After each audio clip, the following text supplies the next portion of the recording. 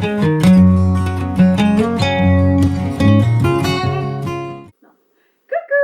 Morphée, me revoilà.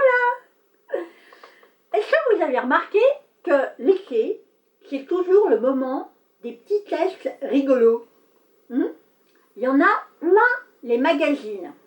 Alors Sylvia, elle m'a autorisé à vous en faire un. Vous allez voir, c'est bien. Moi, je l'ai fait. Et bon, ça reste un petit test rigolo, un petit truc rigolo, mais quand même, il y avait des choses qui correspondaient bien à ma personnalité. Alors, prenez un papier et un crayon pour noter vos réponses. C'est important pour s'en souvenir après. Alors, pour chaque question, imaginez les scènes et répondez la première chose qui vous vient à l'esprit, de manière extrêmement spontanée. Ne réfléchissez pas. Ok? Vous êtes prêts? On y va.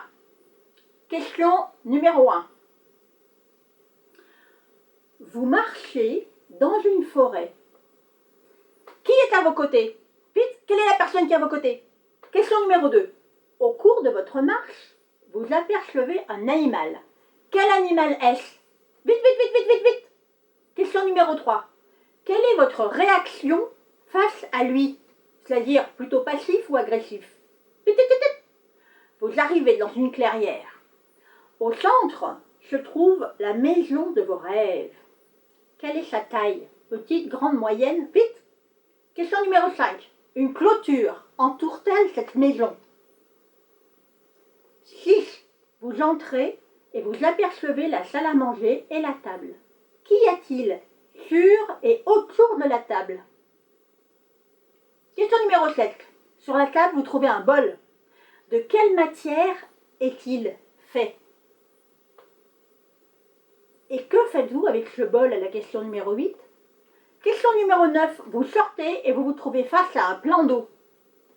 Est-ce une rivière, un ruisseau, un lac ou autre chose? Vite, vite, vite, vite. Question numéro 10. Comment le traversez-vous, ce plan d'eau? Ça y est, tout est noté. Bravo. Bon, j'imagine que maintenant, vous voulez savoir à quoi ça correspond, tout ça. Hein? Vous êtes curieux? Bon, question numéro 1. La personne avec laquelle vous marchez est la personne la plus importante de votre vie. 2. La taille de l'animal représente votre perception de la taille de vos problèmes. J'ai bien dit la perception, pas la taille réelle des problèmes, mais la façon dont vous les percevez. C'est pas pareil.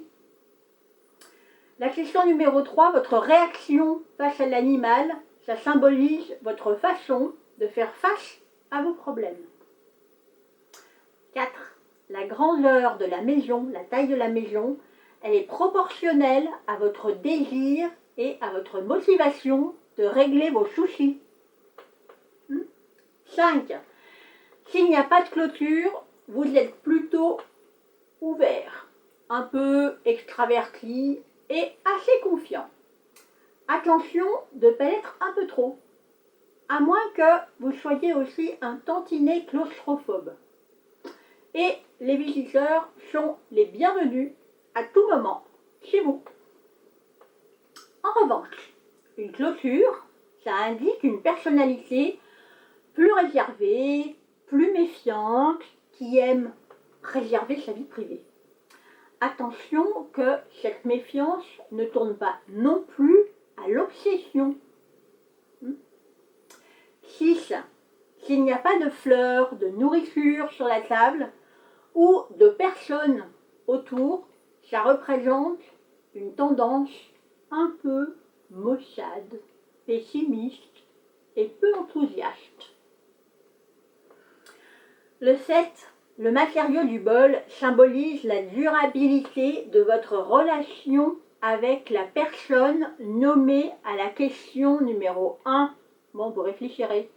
Vous vous rappelez ce qui c'est la personne qui compte le plus pour vous. Bon. 8. Ce que vous faites du bol représente votre attitude envers la personne de la question numéro 1. Toujours la personne la plus importante pour vous. 9. L'étendue du plan d'eau est proportionnelle à votre libido. 10. Le degré avec lequel vous vous mouillez pour traverser cette étendue d'eau est représentatif de l'importance de la sexualité dans votre vie. Alors, vous avez trouvé des trucs qui vous correspondent, hein?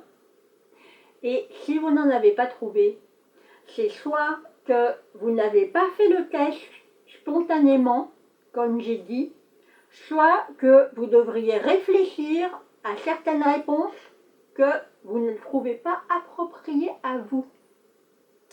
Réfléchissez bien.